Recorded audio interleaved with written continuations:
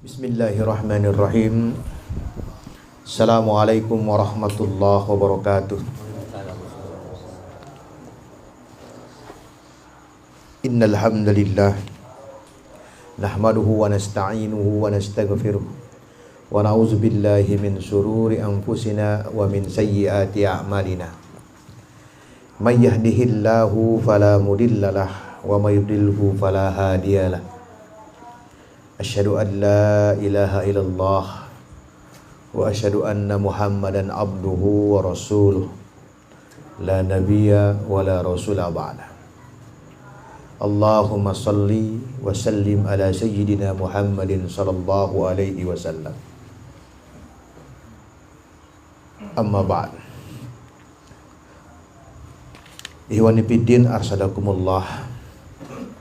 Alhamdulillah, di malam hari yang mulia ini Allah masih memampukan kita untuk melaksanakan kewajiban kita berupa menuntut ilmu.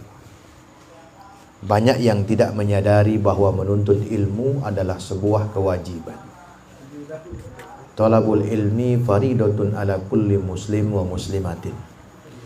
Sabda Rasulullah SAW bahwa menuntut ilmu adalah kewajiban bagi muslim dan muslimah.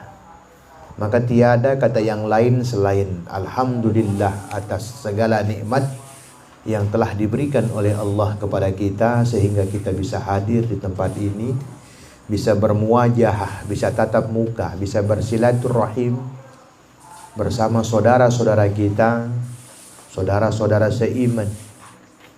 Karena pada dasarnya kita adalah bersaudara.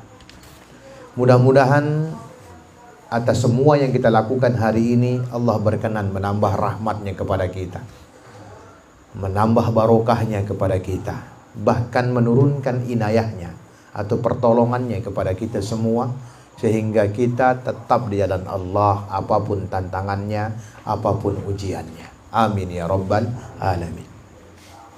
Salawat dan salam kita haturkan kepada Nabi besar Muhammad sallallahu alaihi wasallam, kepada keluarga beliau, sahabat beliau, tabi'in, itba'ut tabi'in, para salafus saleh, dan seluruh pengikut-pengikutnya yang setia mengikuti sunnah-sunnah beliau dalam segala aspek kehidupan.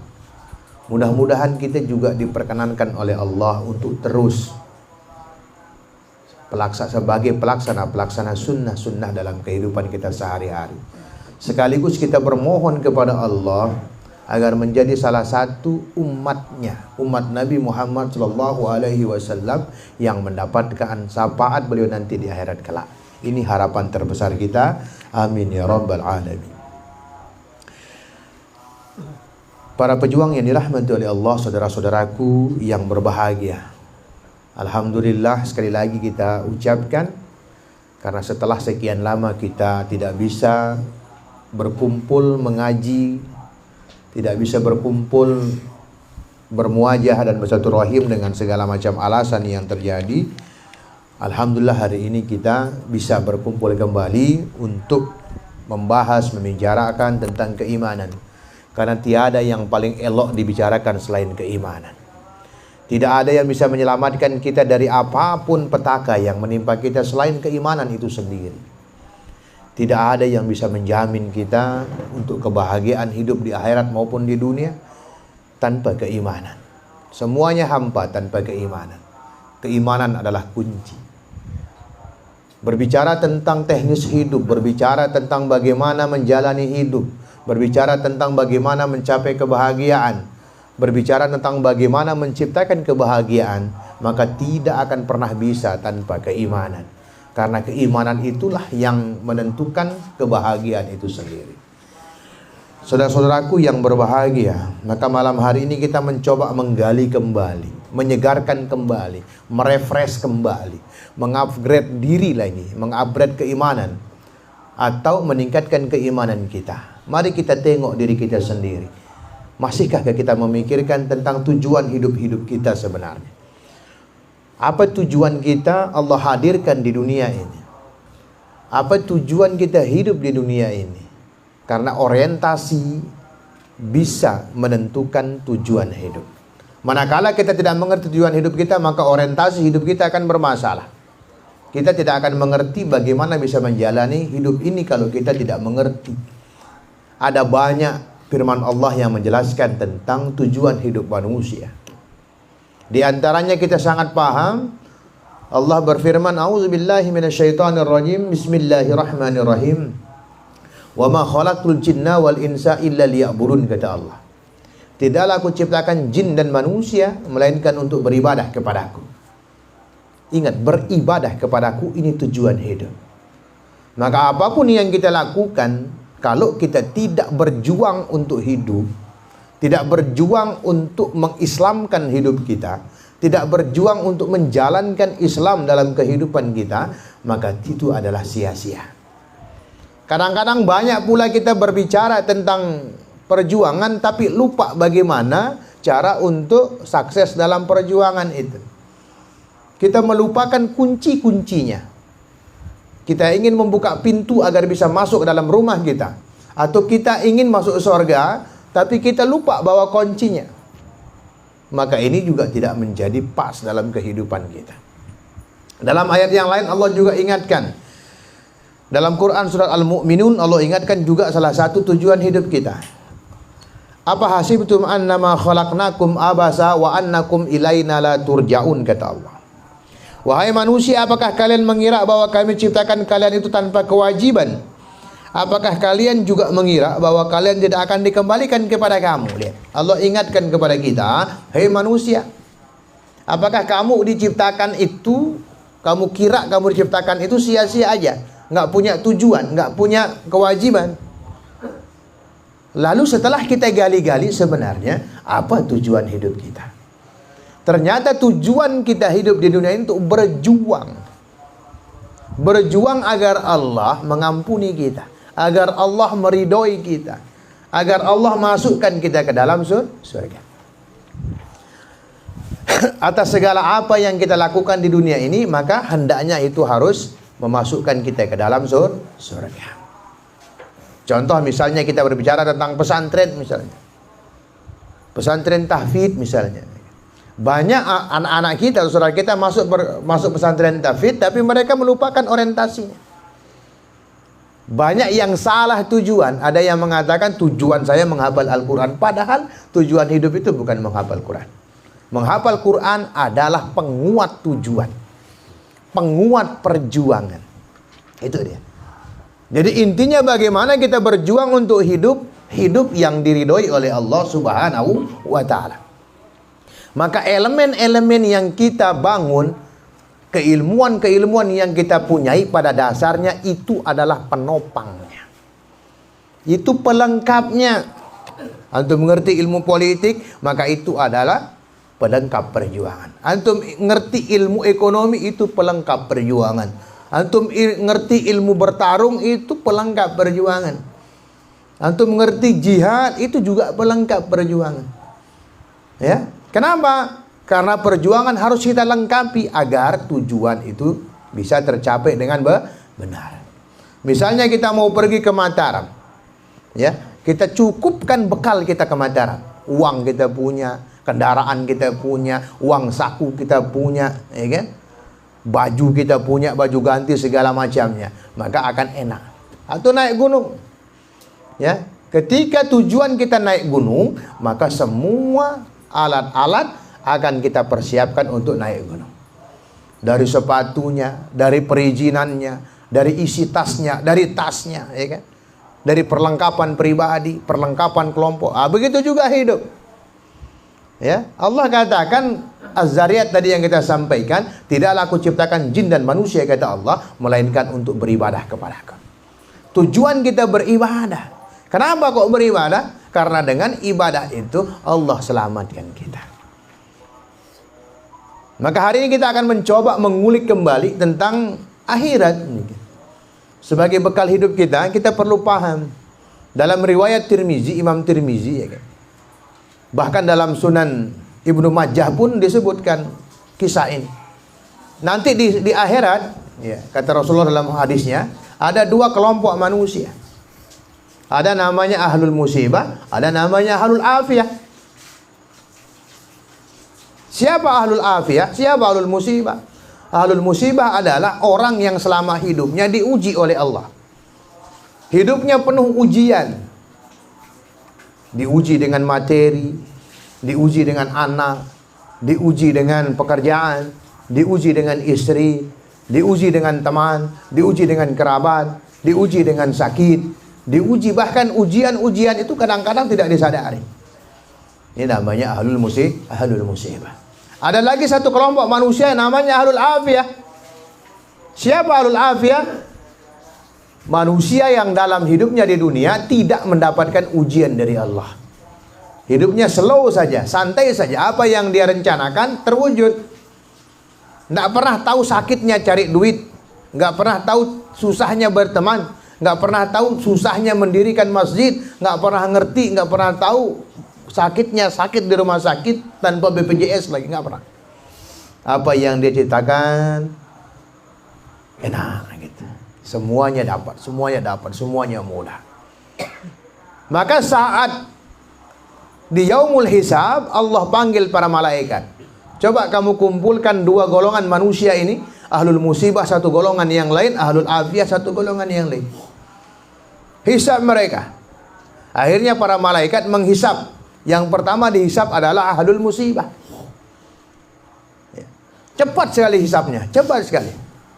Maka dalam bahasa biasanya para ulama menerangkan kepada kita, sangat cepat hisabnya orang ahlul musibah ketika ditanyakan kepada para malaikat, kok cepat sekali kalian menghisabnya, kok cepat sekali kalian menimbangnya. Apa kata para malaikat? Apa yang mau kami hisab? Dosa mereka habis. Karena apa? Dihabiskan oleh ujian yang menimpa mereka. Ya kan? Jadi setiap orang muslim yang diuji oleh Allah, dia bersabar. Dia bersabar. Maka dosa-dosa yang melekat dalam dirinya habis karena ujian-ujian tersebut. Habis ujian-ujian tersebut. Karena ujian itu tidak akan pernah selesai. Kata Rasulullah dalam hadisnya, la yazalul bala bil mu'minin wal mu'minat fi nafsihi wa walidihi wa malihi hatta yalqallahu wa ma alaina khati'ah. Kata Rasulullah SAW, tidak akan pernah luput dari ujian bagi kaum mukminin dan mukminah. Baik ujian itu menimpa dirinya, atau ujian itu dari anak-anaknya, atau dari hartanya. Sampai dia bertemu dengan Allah nanti ketika dia sabar, ketika diuji dirinya. Ujian bagi dirinya sakitnya, ya kan? Dia nggak punya duit tapi dia tetap bersabar, gitu kan? Kemudian diuji dari anak-anaknya, dia tetap sabar. Nah, sabar ini apa? Sabar menurut pengertian umum salah kadang-kadang definisinya. Padahal sabar yang kita pahami, sabar itu adalah tetap menjalankan kewajiban keislaman kita, tetap beriman apapun ujiannya. Sebagaimana dicontohkan oleh Bilal bin Rabah radhiyallahu anhu. Bagaimana Bilal bin Rabah ketika disiksa oleh majikannya karena tidak mau mengucapkan apa yang menjadi kehendaknya, kembali menjadi musyrik. Bilal nggak mau. Bilal hanya mengatakan ahadun ahad. Nggak mau deh. Ya. Ini namanya sabar. Apapun ujian yang menimpa, nggak mau. Saya tetap beriman. Saya tetap beriman, ya kan? Nggak mau mengorbankan keimanannya untuk hal-hal yang membuat dia jauh dari Allah. Ini dia. Ya kan? Atau diuji anak-anaknya. Anak-anaknya sakit, dia bersabar. Anak-anaknya bandel, dia bersabar. Anaknya mungkin difabel, atau dia bersabar. Nggak pernah mengeluh kepada Allah. Sebagaimana dikisahkan para ulama tidak pernah ketika diuji oleh Allah tidak pernah mengatakan, ya Allah ringankan ujianmu, nggak pernah. Ya, beda dengan kita, begitu diuji sedikit, ya Allah kapan ujian ini selesai. Begitu diuji dengan sakit, ya Allah segera sembuhkan saya. Tapi para ahli ulama, ahli ilmu agama tidak begitu. Mereka berdoa kepada Allah, ya Allah kuatkan hamba, kuatkan pundak hamba untuk menerima ujian, kuatkan hati hamba untuk menerima ujian, kuatkan kami dalam segala halnya untuk menerima ujian. Itu karena apa? Mereka sangat paham tanda kecintaan Allah kepada seorang hamba, ujian itu. Ya, ujian itu. Hadis Rasulullah yang lain menyatakan, Idza haballahu qauman ibtalahum. Apabila Allah mencintai suatu kaum, maka Allah akan uji. Inilah penyebab tadi ahlul musibah yang kita bahas pertama tadi, ketika dihisab oleh Allah akibat kesabaran mereka, tidak ada dosanya. Habis. Maka apa kata Allah? Kalau begitu, berikan ahlul musibah 3 hal. Yang pertama, afiah. Anugerahkan kepada orang-orang ahlul musibah tadi adalah afiah. Apa itu afiah? Kekuatan. Kekuatan tubuh, kesegaran tubuh. Karena apa? Dulu di dunia mereka berletih-letih, diuji, difitnah sana sini, diintimidasi, diteror, dibuang, dipenjara, disiksa, tapi mereka tetap dalam keimanannya. Bahkan dalam perjuangan mereka kehilangan tangan, mereka kehilangan kaki, kehilangan anggota tubuh yang lain, tapi mereka tidak pernah berpaling dari Allah Subhanahu wa ta'ala. Maka ganti keletihan tubuh mereka dahulu, ganti susah mereka dahulu dengan afiat, dengan kesegaran tubuh, dengan kekuatan tubuh. Yang kedua, berikan mereka khairan. Apa itu khairan? Khairan adalah kebaikan. Kebaikan yang dimaksud adalah surga. Masukkan mereka dalam surga. Karena apa? Mereka tidak pernah senang-senang di dunia. Hidupnya sibuk untuk mencari keridhaan Allah. Ya, tidak pernah menurutkan hawa nafsunya, syahwatnya tidak pernah dia ikuti. Karena dia sibuk untuk mencari keridhaan Allah dalam setiap hidupnya. Mereka berletih-letih di dunia. Maka kasih mereka kebaikan. Ya kan? Masukkan kepada mereka yang ke surga. Yang ketiga kata Allah, beri mereka manzilan, kedudukan yang tinggi. Ya, maka dikabarkan dalam hadis yang sama riwayat Imam Tirmizi, ahlul afiyah ini sampai mendongak ke atas melihat orang-orang ahlul musibah. Lalu mereka berkata, ya Allah, seandainya kami tahu balasan ujianmu di dunia, maka kami rela daging-daging kami digunting sedikit demi sedikit, dan kami akan bersabar atas tersebut kalau ini balasannya. Itu dia, luar biasa. Ya. Jadi kita antum-antum yang hari ini mendapatkan ujian semuanya, cukup kita bersabar kepada Allah. Karena ujian itu menggugurkan dosa. Semakin banyak ujian yang menimpa kita, sabar kepada Allah. Jangan banyak ngeluh. Tugas kita adalah tetap beriman kepada Allah apapun resikonya, apapun tujuannya. Ya, karena menjadi baik itu banyak tantangannya. Menjadi benar itu lebih-lebih banyak resikonya. Maka apa kata Buya Hamka dalam kalimatnya, ditulis dalam bukunya. Beliau berkata, hendaknya kamu menjadi orang yang benar, walaupun kamu tidak pintar. Karena untuk membenarkan orang pintar, butuh keluasan ilmu, butuh kematangan jiwa, dan butuh kelapangan dada. Karena apa? Kebanyakan orang-orang pintar dinasehati benar, susah dengarnya. Ya, dengan ilmunya dia ngeyel kadang-kadang. Dengan ilmunya dia memberontak kadang-kadang. Beda dengan orang tidak pintar kalau dia benar. Ketika ada orang menasihatinya tentang kebenaran, sami'na wa ata'na, bukan sami'na wa asoina. Ya, kami dengar dan kami taat, bukan kami dengar terus kami abaikan, enggak. Maka di dunia ini, Indonesia khususnya, banyak sekali orang-orang bergelar profesor, bergelar doktor, ya kan? Ketika tidak benar, untuk membenarkannya susah banget. Susah sekali. Kadang-kadang kita diintimidasi. Gelar kamu apa sih, nasihatin saya? Ya kan? Siapa kamu nasihatin saya? Apa pangkatmu nasihatin saya? Gitu orang pintar. Maka pesan Buya Hamka sungguh luar biasa.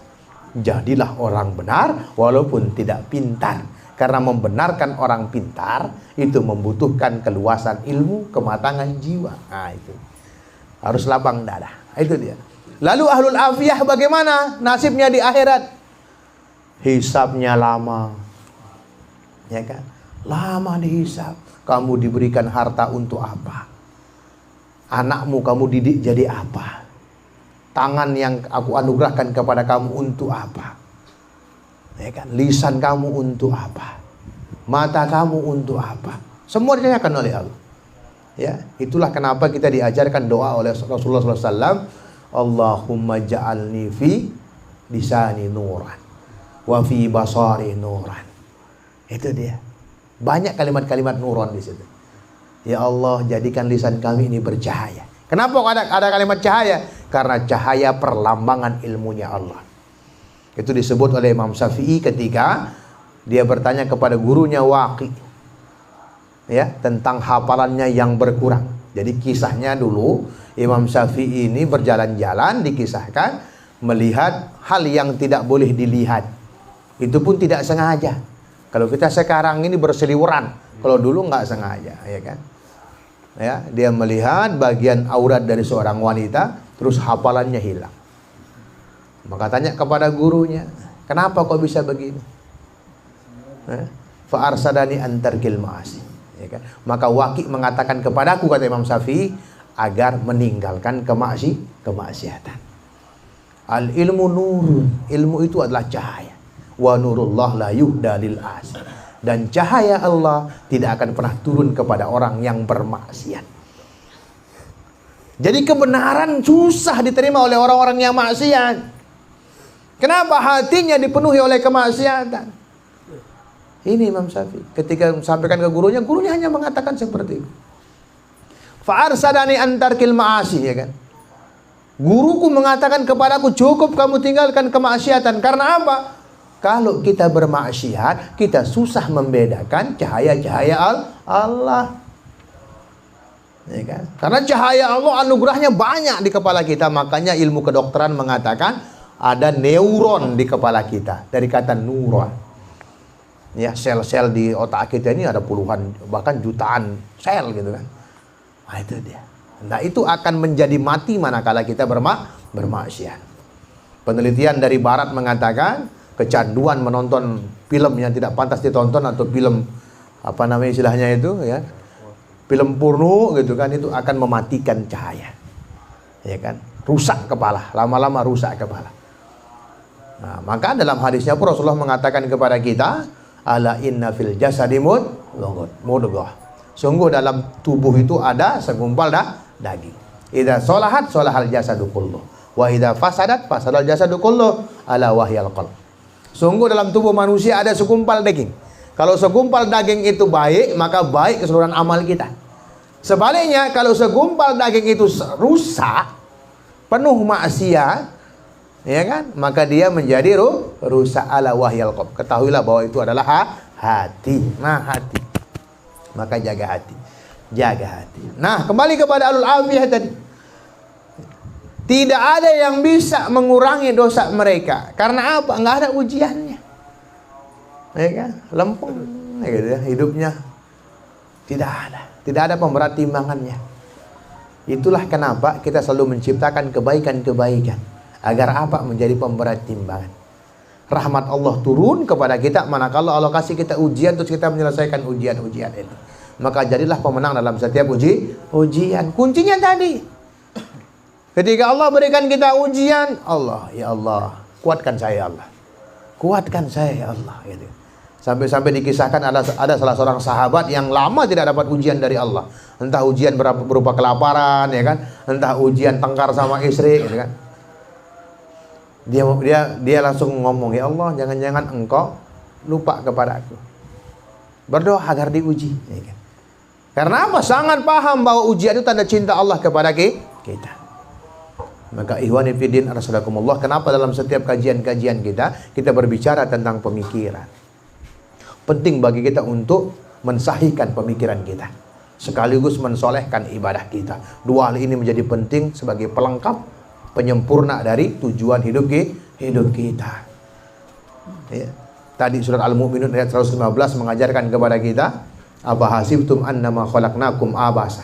Wahai manusia, apakah kamu mengira kamu diciptakan tanpa tanggung jawab? Nah, tanggung jawab kita itu banyak.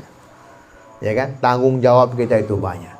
Semuanya bermuara kepada bagaimana kita menjaga diri, menjaga orang di sekitar kita tetap dalam ketaatan kepada Allah. Ku anfusakum wa ahlikum nar. Bahkan hadis Rasulullah sangat tegas. Umirtu an uqatilan nas hatta yashhadu an la ilaha illallah wa anna Muhammad Rasulullah. Aku diperintahkan oleh Allah. Sesungguhnya aku diperintahkan oleh Allah Subhanahu wa taala untuk memerangi seluruh manusia sampai manusia ini syahadat. Itu dia. Jadi kewajiban-kewajiban kebaikan yang dimaksud adalah kebaikan-kebaikan itu. Maka sekarang jangan pernah anti untuk melengkapi perjuangan itu. Apapun yang ada di dunia, jadikan pelengkap perjuangan. Ilmu yang kita punyai adalah pelengkap perjuangan. Itu dia. Makanya hisab bagi orang-orang ahlul afiyah ini lama. Suwi, ya kan, lama. Karena semua dihisab. Padahal hidup kita ini, kalau menurut hadis, umur umat Nabi Muhammad ini baina sab'in wa sittin, antara 60 sampai 70 tahun saja. Kalau lebih, bonus, ya kan? Maka gunakan bonus itu dengan tepat, sebagaimana Pak Haji, ya kan? Pak Haji berdua bonus luwe. Deku keduanglah dengan tepat, dipakai dengan benar. Pakai ngaji, pakai beribadah, ya kan? Pakai i'dad. Itu semua pelengkap.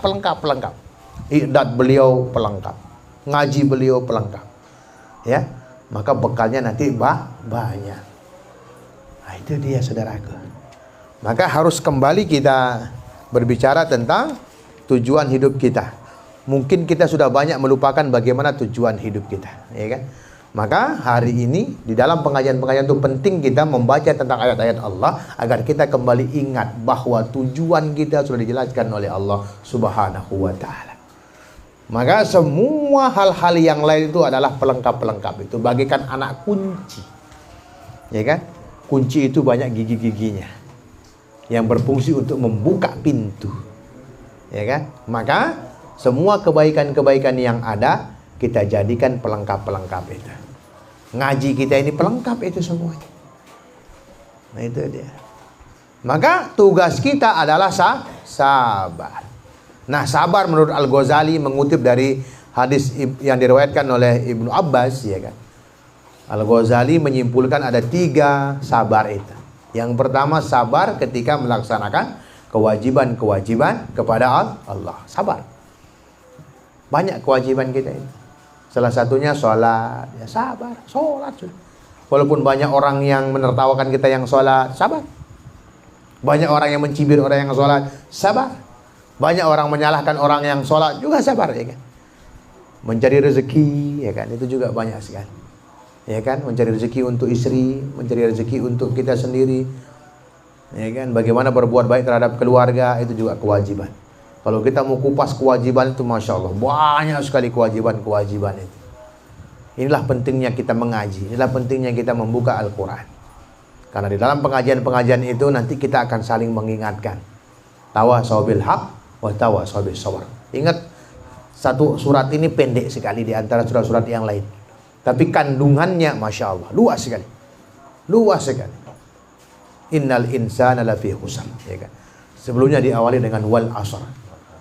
Demi waktu, perlambangan waktu. Kenapa diperlambangkan dengan waktu? Kita nggak boleh main-main dengan waktu. Karena apa? Nanti tiba-tiba mati, nanti tiba-tiba hilang, tiba-tiba sakit, ya, tiba-tiba tabrakan. Banyak tiba-tibanya kita ini. Karena kematian adalah suatu hal yang pasti. Maka bagi kita yang berjiwa pejuang, ada hadis Rasulullah yang sangat luar biasa. Man mata walam yagzu walam yuhadis nafsahu mata ala suhbatin min nifaq. Barang siapa yang mati dia nggak pernah berjihad, nggak pernah berjuang memperjuangkan Islam, dan nggak pernah juga bercita-cita untuk memperjuangkan Islam, mata ala suhbatin min nifaq, maka dia mati dalam cabang kemunafikan. Itu dia, berjuang untuk kemajuan Islam. Ini menjadi tujuan kita. Ya, gitu dia. Karena ini tadi kita tiba-tiba saja. Kullu nafsin za'iqatul maut. Setiap yang berjiwa, bernyawa pasti mati. Bunga tiba-tiba mati. Anjing tadi menggonggong tiba-tiba mati. Nggak usah hewan, manusia juga gitu. Tadi kita bareng duduk-duduk ngopi, tiba-tiba mati. Ya kan? Barusan ikut ngaji, tiba-tiba mati. Nah ini dia. Jadi jangan sampai ketika kita menghadapi kematian yang sangat pasti, bagaikan seorang tamu, ya kan? Bagaikan seorang tamu yang pasti akan menjemput kita. Itu adalah kematian. Maka semua hal-hal yang hidup yang kita alami harus menjadikan kita lebih baik. Ya, ini tazkirah kita malam hari ini untuk mengawali pengajian kita yang lumayan lama. Dan sebentar lagi kita akan menghadapi kurban. Perlu kita ingatkan lagi, alhamdulillah kita di Balai Dakwah ini juga akan mengadakan kurban. Target kita banyak, dan ingat target ini adalah doa kita. Sampai tidak sampai target itu, kita yang penting usaha. Alhamdulillah sekarang baru tercantum satu kelompok. Sudah ada 7 orang yang mencatatkan dirinya untuk ngurban. Jadi kita sudah dapat 1 ekor sapi senilai 17.500.000. Karena persatunya itu kita hitung 2,5. Ya, mudah-mudahan ini menggerakkan teman-teman yang lain. Karena di Balai Dakwah ini memang kita dedikasikan untuk berjuang. Berjuang. Itu yang kita takutkan. Nanti tiba-tiba mati kita belum berjuang. Tiba-tiba mati kita belum bersedekah. Tiba-tiba mati kita belum berinfak. Tiba-tiba mati kita belum senangkan istri kita. Tiba-tiba mati kita belum didik anak kita. Tiba-tiba mati kita nggak pernah berjuang. Nah, itu yang kita takutkan. Ya, karena banyak orang mempersiapkan hidup enak tapi lupa menyiapkan mati yang enak. Mati yang enak itu apa? Wala tamutunna illa wa antum muslim. Jadi mati yang enak itu mati dalam kondisi Islam. Mudah-mudahan ini menjadi penyemangat buat kita semua. Dan jangan jadi kendor, ya kan. Karena memang akan ada selalu yang berguguran. Bagikan pohon-pohon, daun-daun akan selalu ada yang jatuh. Nah, mudah-mudahan kita tidak seperti itu. Jatuh untuk bangkit lagi. Jangan jatuh selamanya jatuh. Ya, itu pentingnya kita selalu bersosialisasi, berkomunikasi. Biar tidak ada dusta di antara kita. Kayak gitu kata sebuah lagu, ya kan.